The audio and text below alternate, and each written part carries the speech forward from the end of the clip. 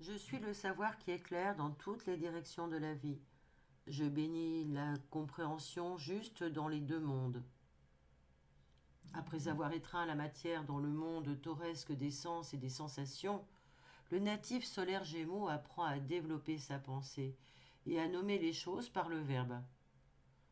Son objectif est d'entrer en communication avec le premier monde environnant de ses parents et ensuite son entourage proche immédiat. Les Gémeaux se voient donc reliés au notoire mythe des déités jumelles. D'ailleurs, la tradition astrologique leur confère la constellation qui s'appelle Castor et Pollux. Castor était fort épris de chasse et dresseur de chevaux, et Pollux, lui, était vu comme un demi-dieu.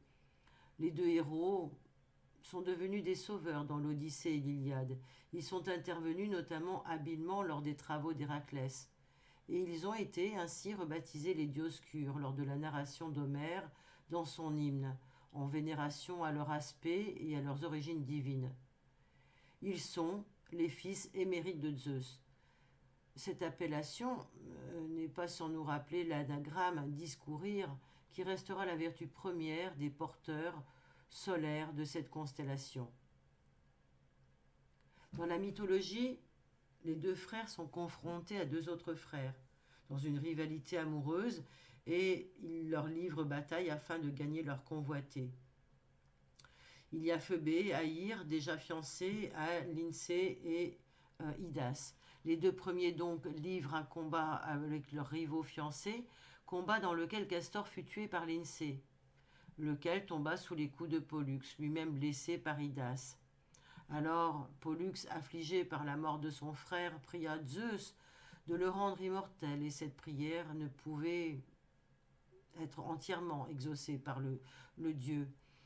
Simplement, l'immortalité fut partagée entre eux, de sorte que Castor et Pollux allaient vivre et mourir alternativement, chacun d'eux, tour à tour, en passant 6 mois aux enfers, la terre, et 6 mois dans le ciel, l'Olympe. Ainsi, ils ne se trouveraient jamais ensemble dans la compagnie des dieux. Mais ce mythe vient nous montrer qu'en tout homme, il y a une part mortelle et une part immortelle indissociable, et que l'expérience terrestre doit les réunir dans ce qui les sépare. C'est ainsi que le natif trouvera dans son incarnation la possibilité de se sentir coupé de son être immortel, de son âme, et ressentira en lui cette dualité, cette séparation, avant de pouvoir inaugurer le chemin vers l'autre à l'intérieur de lui-même. Sur un autre plan, il est intéressant d'observer que l'imagerie, les représentants symbolisent leur constitution indissociable par un lien naturel, fraternel. Fort de cette complicité qui sera l'essence même du mythe, ils n'auront de cesse de se retrouver et de faire le lien entre les mondes. Car Castor est mortel et Pollux est immortel. Sur un plan plus subtil, nous pouvons voir que le glyphe de ce signe représente la liaison entre le temps et l'espace. Il est à double niveau et il révèle aussi les doubles facettes de la personnalité. Ces facettes qui sont présentes dans chaque individu et qui sont à relier pour créer l'unité, avant de devenir plus complet dans l'individuation qui sera prônée par le signe suivant du cancer. Ainsi, relié à l'énergie mercurienne, le natif solaire Gémeaux incarne le désir de la découverte de l'environnement qui entoure tout individu à sa naissance. C'est un signe dit intellectuel et il va porter les couleurs de la communication nécessaires pour se relier aux autres, bien que intrinsèquement il sache reconnaître l'essentiel sans même le communiquer.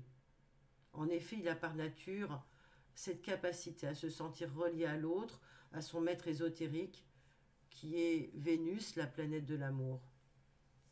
Naturellement, dans la mobilité vers l'autre, qu'il voit comme un autre lui, il installe une démarche première, spontanée, offerte à la bonté fraternelle.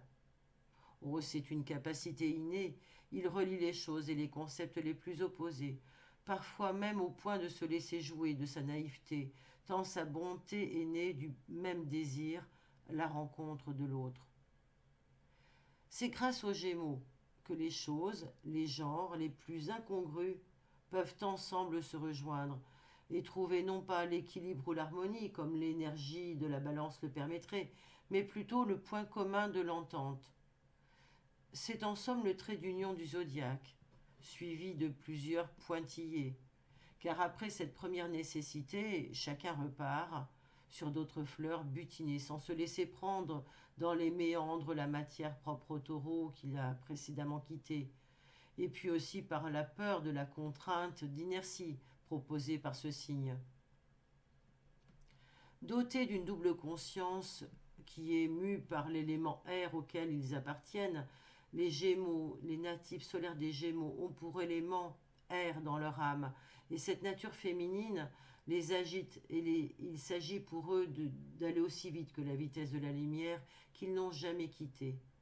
Dans leur dualité gémellaire, ainsi bras dessus, bras dessous, ou rivalité de deux contre deux, ça dépend ce qui sera manifesté dans leur psyché, l'être sera enclin à revisiter cette part de lui dual et duel donc parfois. L'âme des natifs Gémeaux apprend à cohabiter avec le monde invisible.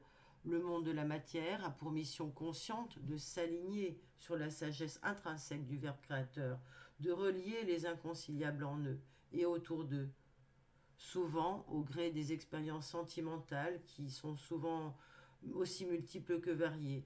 Ils développeront leur aptitude spirituelle, c'est-à-dire qu'ils conjugueront encore une fois le verbe aimer avec Vénus.